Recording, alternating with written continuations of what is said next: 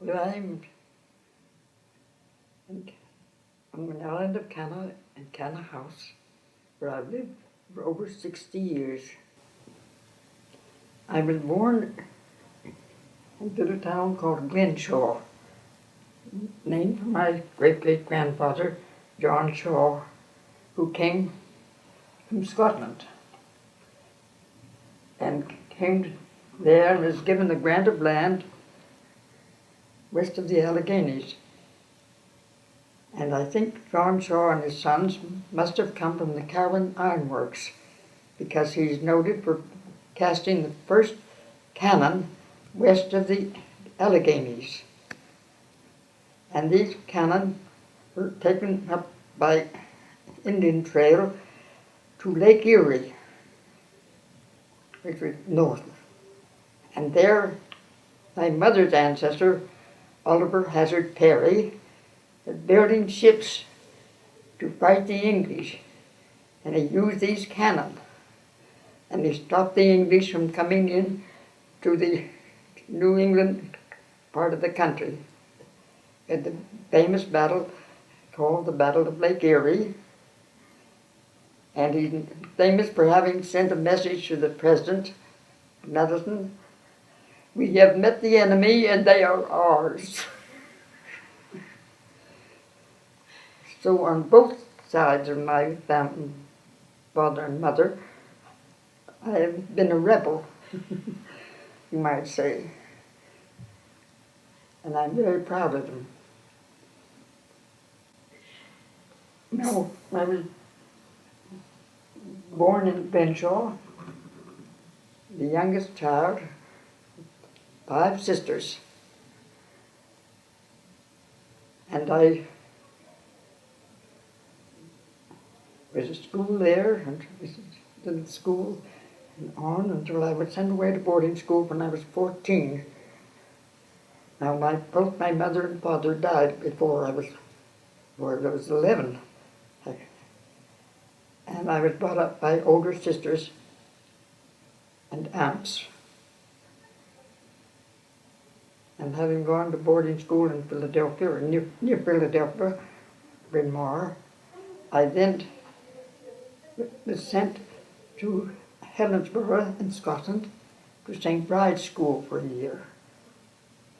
The minister of the town was a friend of my father's, and his wife I adored and called her aunt. And she wrote to my sisters and said, "Send Margaret over to go to school with their daughter my age for a year." And this was a marvelous opportunity for us. So I came to St. Bride's School in Helensburgh for a year, and I had had music lessons just before that to start me. And then I had an excellent teacher in Ewist named Edgar Barrett. He was a composer as well, and a very fine musician. And he really taught me the beginnings of really playing properly. And after a year there, I went to New York to stay the next 5 to 6 years in a studio club I lived. And there I had a wonderful teacher.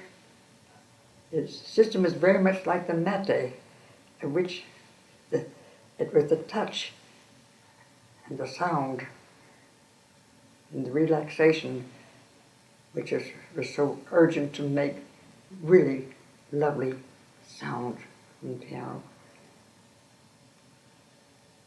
So I was there, and I had a holiday I came over on a bicycle with friends and another friend, and we cycled as far as the Butt of Lewis. And then I had my taste of Hebridean music. Now, when I was in St. Bride's School, Marjorie Kennedy Fraser, the famous collector and composer of Hebridean songs, gave a concert. And in listening to her, which had the most elaborate and beautiful accompaniments, I wondered what these songs sounded like originally when they were first taken. And I longed to find this out. And I then heard the songs. I went back to study, in fact, in London, but developed and lived in Oxford, and I developed what they call rheumatism, but I'm sure it was a virus or something of that kind. And I couldn't play for over a year. And I had a wealthy aunt who took great trouble to take me to all kinds of doctors and treatments to find out what was the trouble. And I was frustrated and miserable. I couldn't play. I didn't know what to do with myself. And then I began to get better. And the doctor that I went to in New York said to me, "Margaret, you have too many relations. You're feeling frustrated. What would you like to do because you're getting better?" I said, "I'd like to go to the Hebrides and collect Gaelic songs." He said, "That's a wonderful idea." He said, "My wife is Australian, but her ancestors came from the Hebrides, a place I've always wanted to visit. This is what you must do." So when I told my aunts and my sisters that was what I was going to do, they said I was mad, that I probably got my troubles in my elbows and wrists and so on from when I was there bicycling and so on. But I went, and I thought of all the islands I'd visited. I thought South Sea was something about it that attracted me tremendously. So I wrote there to ask if I could, the lady that we had stayed on a bicycle, if she remembered me and could she take me as a paying guest, and said yes. So I went to her, and from there I then met Mary McCrae. This was because Mrs. Campbell, with whom I was staying, knew I was interested in hearing songs, and she took me to her cousin, Mr. Ferguson of Boysdale House, for Christmas dinner. And his cousins, Peggy and Mary McCrae, were cooking the dinner in the kitchen. And he asked them in and said, I wanted to hear Gaelic songs. So they sang me lovely songs. And one of them I said to Mary, would you teach me that song? She said, yes, if you come to see me, I will indeed. So I made arrangements to be taken across Loch Boysdale, the loch separating me from the south of the island. And when I went up to their little thatched house, I thought, this is where I belong. And I said to her, would you take me as a guest? And she said, yes, if you want to come. So I said, I have to go home to my sister's wedding, but I'll be right back. So that was in the spring of 1930. And I stayed most of the time with her ever since till I was married in 1935. And afterwards, visiting her many times and having Peggy, her sister, here to spin.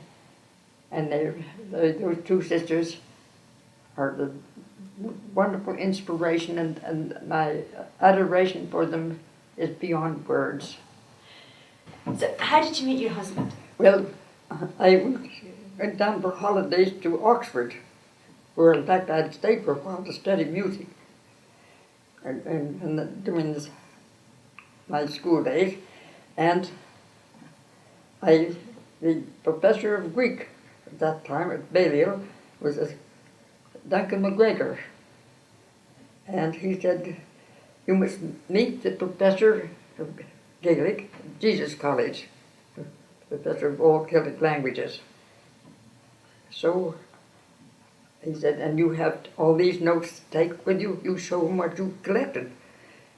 So I went to see him, and he was very cordial, pleasant, but that was it. I don't think that much of what I had accomplished. But anyway, his his student, who was very, very good at Gaelic, because he was here, has gone to the island of Bella to collect and learn and perfect his Gaelic, as they say.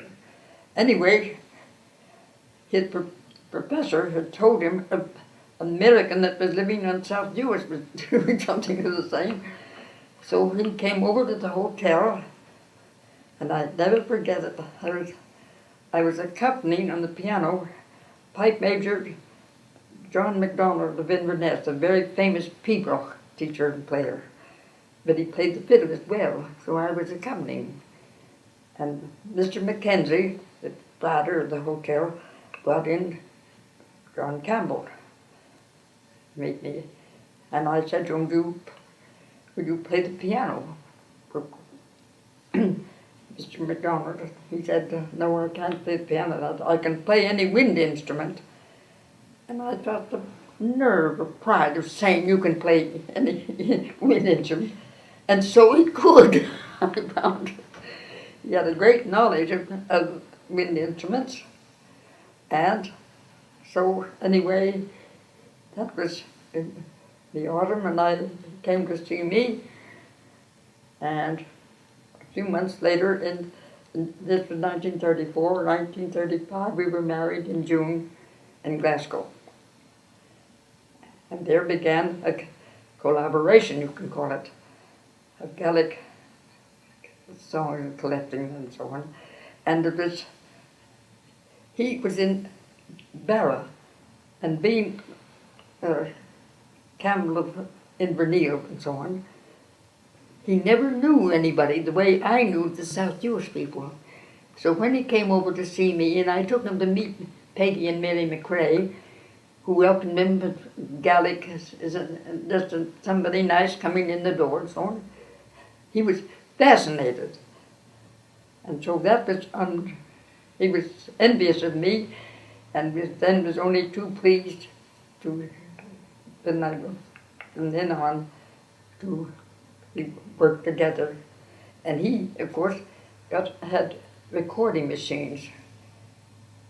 What delighted me was when we went to my friends in Glendale, who had given me songs, I found that I was correct in the tunes. I had taken them down quite rightly. But of course, he was an excellent Gaelic scholar. In fact, there's nobody like him today in this country. And he was of an enormous help and sympathy and delight. And today, we have in this house a marvelous collection of recordings of Gaelic that he's made, not only of song, but sagas and stories and everything. It's a very rare and very famous collection in this house, which I'm very proud today that we can share this, would have been lost. When we married, he was living on Bella, and we lived on Bella for 3 years. And he had his degree in agriculture from Oxford, and was looking for a farm to really do what he aspired to do in the islands. And Canna came up for sale. So we married in 1935, and in 1938, Canna came up for sale. And he bought Canna. Now, when we came here, I'll never forget it. We had a valuator. He bought it from the Toms, the two sons. And it was a great step for us, and big responsibility. And when we came, we had a valuator, cattle valuator, who told an English friend, elderly friend, who was a very famous Irish scholar, actually, that we mustn't speak Gaelic to our employees, and my husband was not to be seen running about with a butterfly net. which he has a famous collection, of course, of butterflies. He's a real entomologist. And this I scorned, and in no time this house was filled with all the Canna folk. All of them are now gone. In this room, to record and to listen to recordings and to sing. And when they found any strange butterfly or bug, they brought it to be identified. And we felt ourselves that we had achieved something very precious in what a laird should be. That's a very snobby thing to say, but I'm accustomed to snobs. And what we had was a wonderfully rich and wonderful life here. And his library is now famous, and so is my music library for students' prosperity to come. What was the island like when you first came? Have you seen... Well, it was an excellent farm, but it needed improvement, and my husband did that. And the island became famous for its farm. And was that with right up until 1982, when the National Trust took it over. But they were not really interested in farming, and it then deteriorated. But until then, it was a show place where people came to see how good it was and what was growing and what my husband was doing and so on. Canna was very special. And what changes have you seen to the island in the past? What? What changes have you seen since the National Trust have taken it over? Well, the farming is deteriorated tremendously. It's much better just now in the last few years because of the young McKinnons are now old enough to take a great pride in their crofting and so on. So the crops are going extremely well, and the few sheep that are left of ours are still the lambs to be sold at the autumn.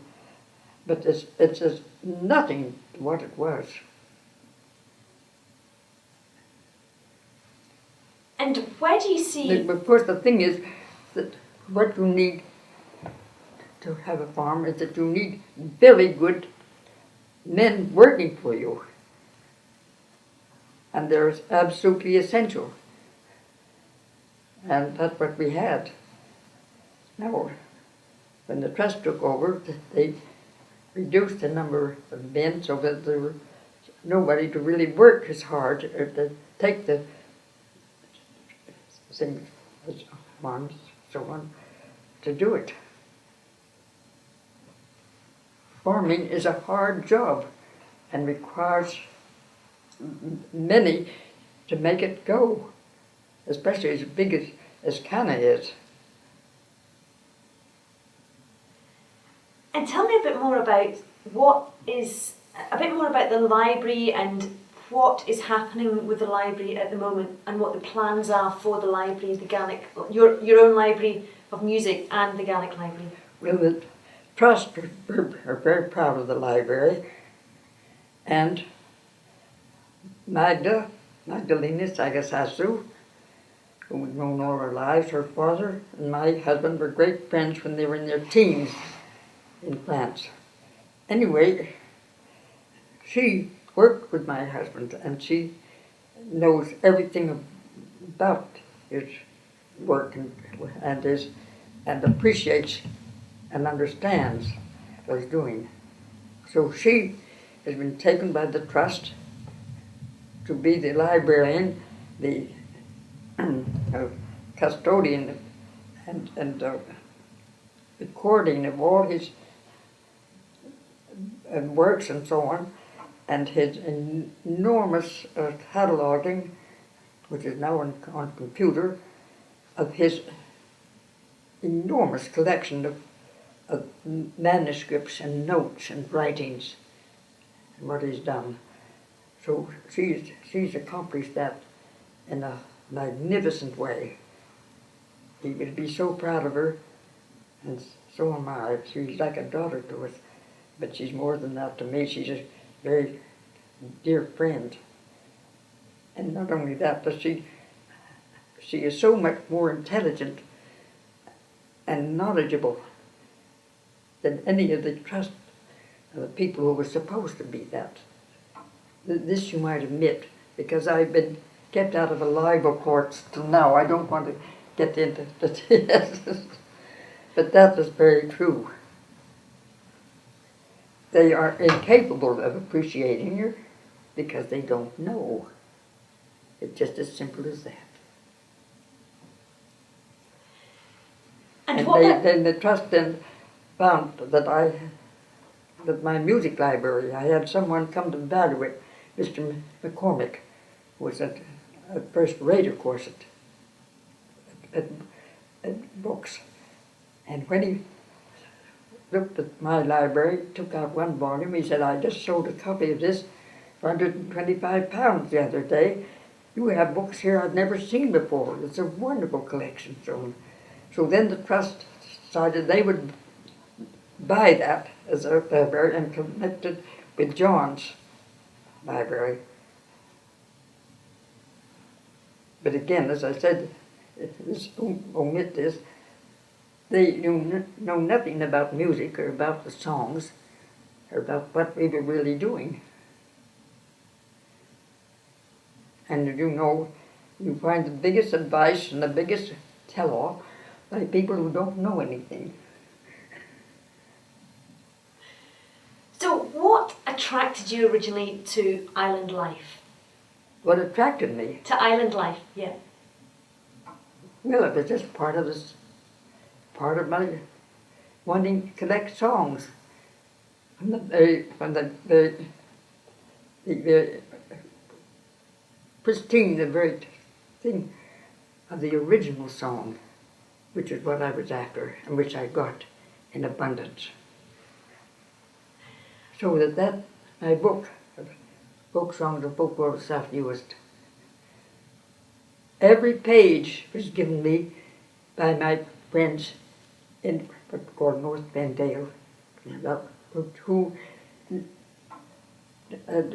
they appreciated what I was trying to do and helped me in every way they could and told me everything. In fact, I can hear their voices on every page of that book. It is their book. I was just a scribe. And it was all written down by an oil lamp and a lead pencil. All the songs and the stories and everything else in that book, all that they gave me. And of course I was blessed. My guardian angel had led me right to the right place and at the right time.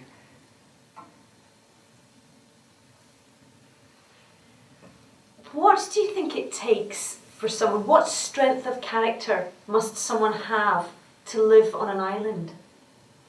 Oh no, I loved it. I loved it in the very minute. And another thing is very important. I was brought up in what would with a father and mother who had values. And I went to school with children whose parents, fathers were working in the mills and came from Czechoslovakia and all foreign places as a new life in America. And my mother explained to me at once, now, we are fortunate. We have a bathroom. We have many things. Now, Millie Ron has not got a bathroom because her father can't afford it. But that makes no difference between you and Millie Ron. That is drilled into me. So I knew people who had a privy back, so to speak, and it meant nothing to me at all. And the songs were like golden apples. I was so thrilled to hear one, to find it and be given to it.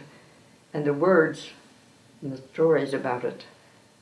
It was most rewarding and wonderful life.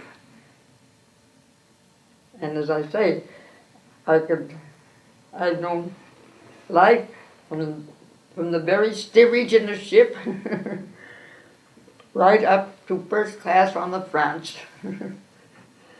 So nothing surprises me. Everything is an adventure and wonderful. And if you don't have that feeling, you aren't fit to go anywhere. Well, the thing is, I don't knew Canna because going out to South US, it used to stop at the pier. That's all I knew Canna about at all. But when we were in Ballard, and then John bought Canna, and we came here. I remember somebody, a friend of John, saying, "Well, you better live in the Tom's house," which I call Upper Helensborough. And John said, "No, we're going to live in the big house." He said, "All those windows to horse?" I said, "Yes, I can do that all right." But I wanted was something of our own. And we made it that as soon as he came first because I had to be in a hospital for 3 months and I couldn't come. So he was here first. And when I arrived, it was full of the Tom's awful furniture and so on.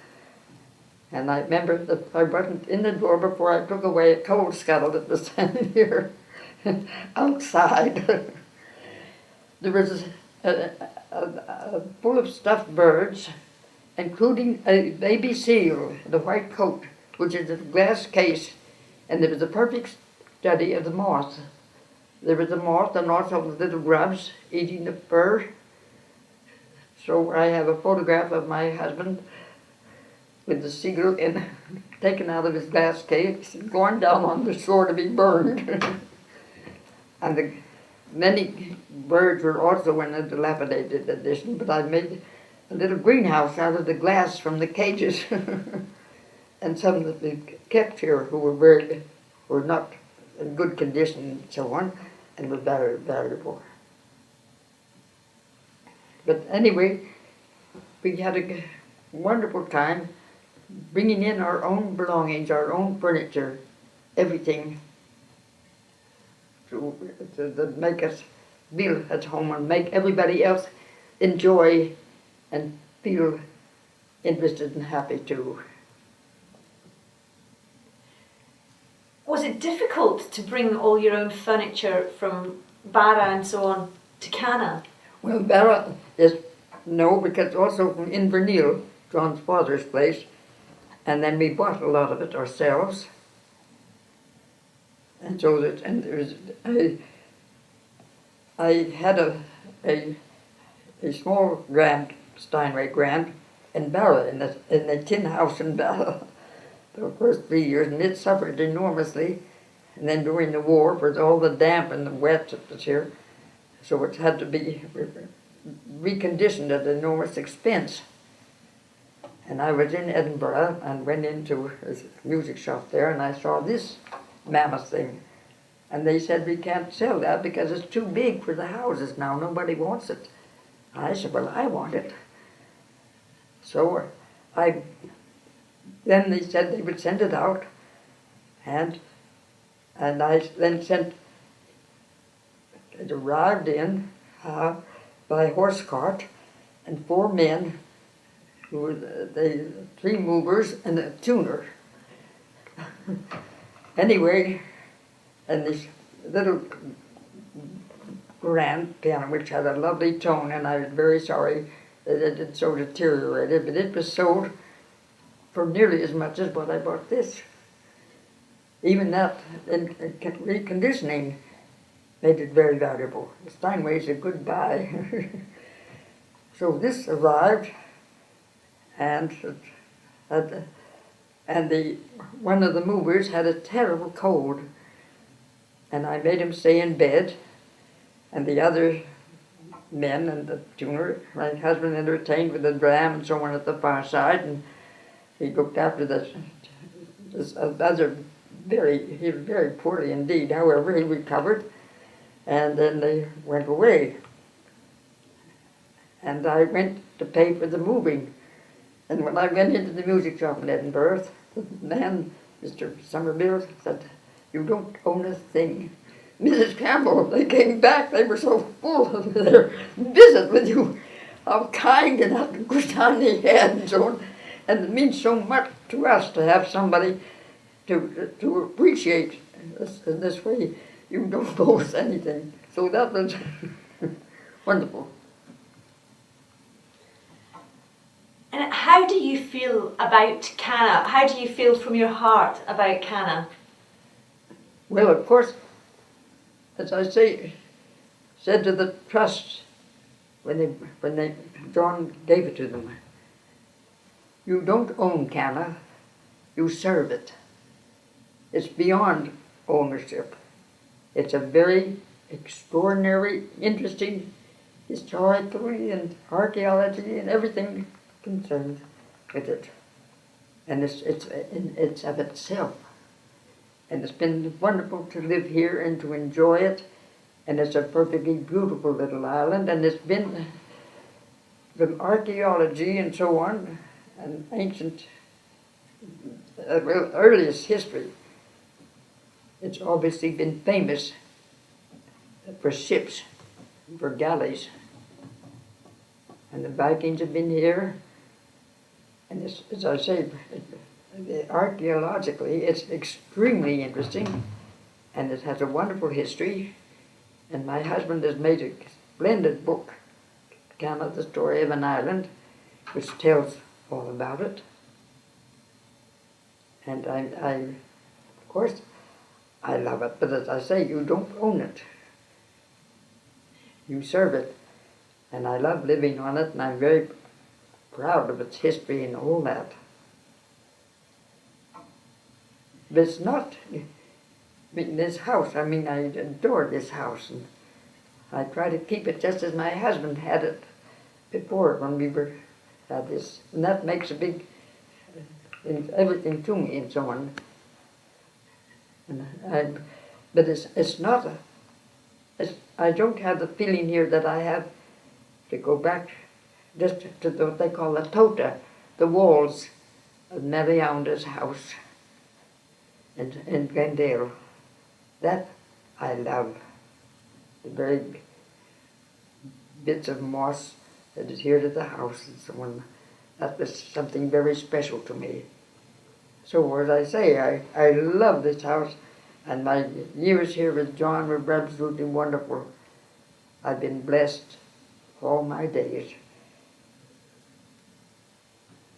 But as I say, it's Canna. You don't own Canna.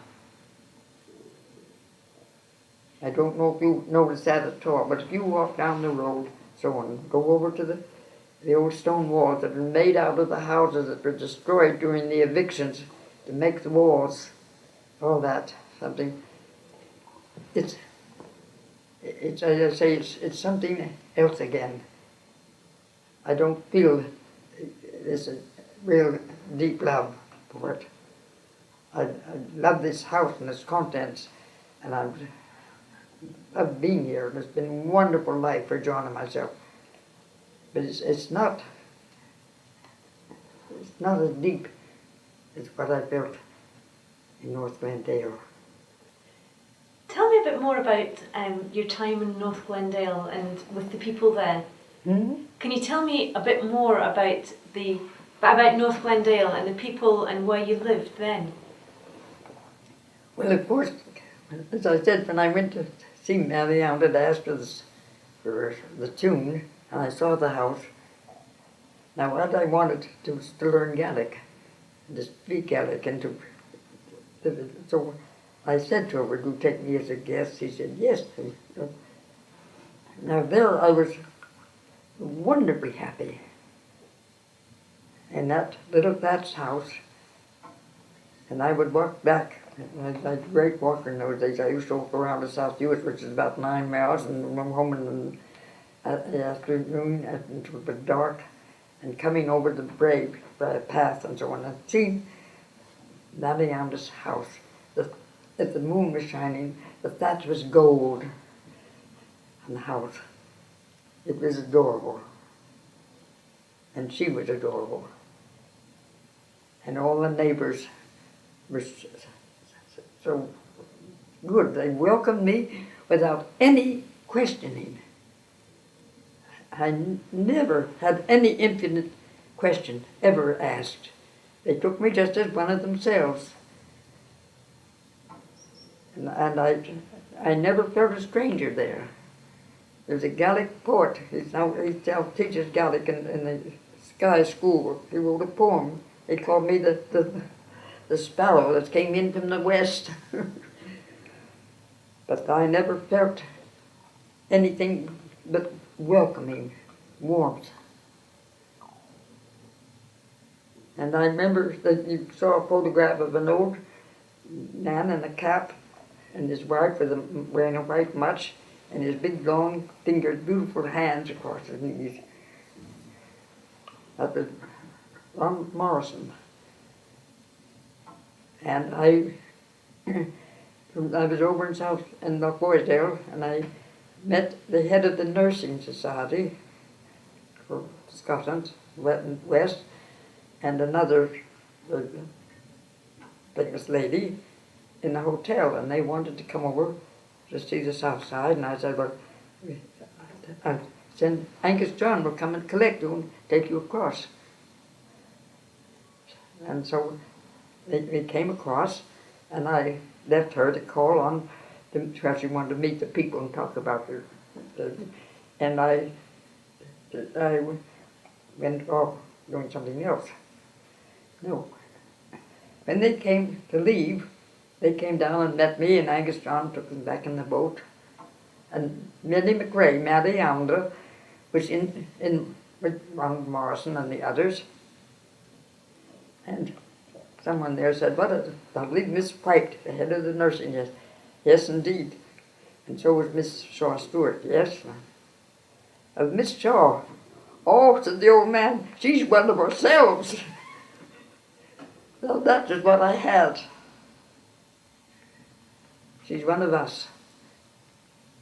And that's what I felt all the time. They never made any difference to me at all. I was just one of them, and that's how I lived and just loved every minute of it. Because they were so interesting and so real, and their values were so perfect. I remember the film that you saw just now. I took that home to Glenshaw, in Pittsburgh, to show to my relations. And they said, oh, they look so poor, and they're all laughing. Yes, that was just it. I can tell you. Tell me a bit about New York when you were there. What was New York like when you were there? New York was wonderful. Absolutely wonderful. And where I lived in an art student's sort of house that was on Madison Avenue, and it was, and on the ground floor was a French shop for baby clothes, very expensive and so on. And you went inside, there were about 3 flights, and every girl was either a singer or a violinist or a pianist or something like that.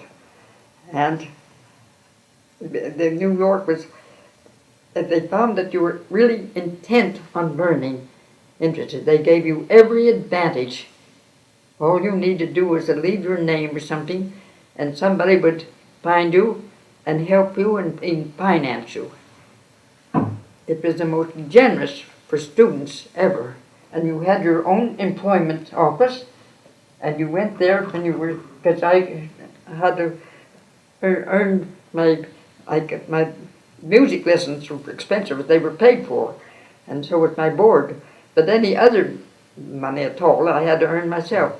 So I took part-time jobs of all kinds and conditions, but the best one was ushering in Carnegie Hall for years. Toscanini I heard again and again. Wonderful. I had the most wonderful opportunities for hearing the very best of conductors, the best of symphonies. So that to this very day, I now have plenty of recordings and discs and so on to keep this in my mind. Because of that, I had a great appreciation and knowledge. Did you meet Gershwin when you were in New York? Big what? Gershwin. Was he there when you were in New York? Gershwin. Gershwin? Oh, yes. I heard Gershwin, and he first played his not the Rhapsody, but the next one, the Concerto in F, with Walter Damrosch, when he was young, the thinnest thing you ever seen, and the handsomest thing too. I can still see his long legs from the piano, looking up at Damrosch conducting, who was very German and very sort of, but trying to make him come on, get life into things. He was a fine musician. And his brother Ira, too, they were great. He and his sister. New York produced the most wonderful Jewish musicians. Hyman Kaplan. And at that time, of course, Menuhin was just coming in. All the greatest talent, of course, were in Jews. Now, a great talent today from Jews is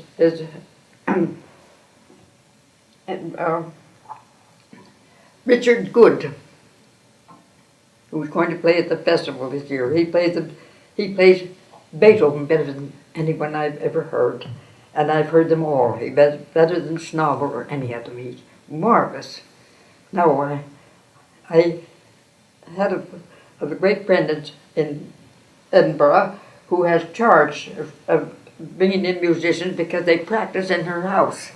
She phoned me and said, "You must come to Edinburgh at once, because there's a New Yorker here who plays Beethoven as I've never heard." And so I went at once, and just in time to hear him. And she said, "Now he wants to meet you." I said, "Why?" She said, "Because you were in New York in the 20s and you heard all the great pianists. And he wants to know what you heard and how." Well, I have a kind of funny memory, and I can remember most of who they were and pretty well what they played, so on. So when we arrived at her house for lunch, and Richard Good and his very charming pretty wife were there, and he then quizzed me. And I could tell him. I heard Pavlovsky, Rachmaninoff many times, Philippe, and so on. And he was, of course, the Jews come from the Bronx part of New York. I had to laugh because Lady Dunn Park said, and Mr. Good, I believe you come from New York." He turned to me and said, "The Bronx." But he's absolutely first rate, and he's a terribly nice man. We've now become real friends. He sent me his recordings and so on. But I was as I said, I've been blessed all along. But you've got to take things as you find them, and you mustn't be afraid of getting wet or getting dirty or not having to miss your dinner and so on. Can you take me back to when you were on US? Can you tell me a bit about what the food was like then? Big pardon? The food-wise on US, on when you were in the Hebrides. When I was in the Hebrides, of course, when I was with Mary Allen, I never heard anything at all in classical music, nothing. It was saturated, and there was no other way for me to do it. Then when we married and I came to Canna, And as I say, that the greatest test for married life is to have your husband play the trombone from the same sheet of music, finding fault each time, this thing going by your ear all the time. That's a great test of affection. And he, of course, loved it then. And when he came to New York, just before we married, it was a Brahms centenary, and there was wonderful Brahms, Toscanini, all the symphonies and so on. And so I heard all that and so on, which has lasted me the rest of my life, because I got many recordings and discs here and so on, because that was part of my existence. I was very blessed, and I have all that richness and enjoyment. But what I find is, as far as the BBC are concerned, they refuse to give you classical music. It's very rare. In fact, the best I get is from Poland in about 2 in the morning. Now, why is that? There must be loads of people like myself who would long to hear a Brahms symphony or a Schumann concerto or something worthwhile, but nothing doing. And it seems to me that they want to bring everything down to the lowest common denominator. It's either sport or crime. And they have so much more than this. I mean, the BBCs are stocked with wonderful recordings and music and talks or anything. I'm going to bring you back to the island, and can you tell me about the... Oh, no, no. One second. Okay. Tell me a bit about the people on the island now, on Canna. You must remember the people from being toddlers. Oh, when these children were born, yes, but the other generation, you see, they've all gone. And so was Ian gone, Nora's husband. These were the great kind of people. They have nothing of that left. They have a bit, but they haven't got what their mothers and fathers had. Ian's mother, Jessie, and her husband, Donald McKinnon, Mary Flora Steele, and then the Greaves was here when we came and stayed with us until he retired, and then Ian took his place, his uncle. He was just MacDonald again, a wonderful man. And they're not here now, they're all gone. And these young people may grow into that eventually, but at the present, they're not the same material. They haven't, you see, with Ian, for instance, had a lovely tenor voice and loved Gaelic songs and sang. And Big Hector MacDonald, who was Grieve, he was the same thing. And they were in here and we were recording and listening and playing things to them. And same with Jane MacLeod, who lived in the little house on the road past the square, little bungalow up there, little cottage. John and I went every Sunday to play her and her brother recordings that he had made and they wanted to hear and talk about them and interest. You see, that isn't here anymore. I don't know where you can find it. I'm sure you can in South Uist. But it's very sad when you see something just fade away and just out of it. So, do you have a favourite place on the island? beg pardon? Do you have a favourite place on the island? Have a favorite place? Well,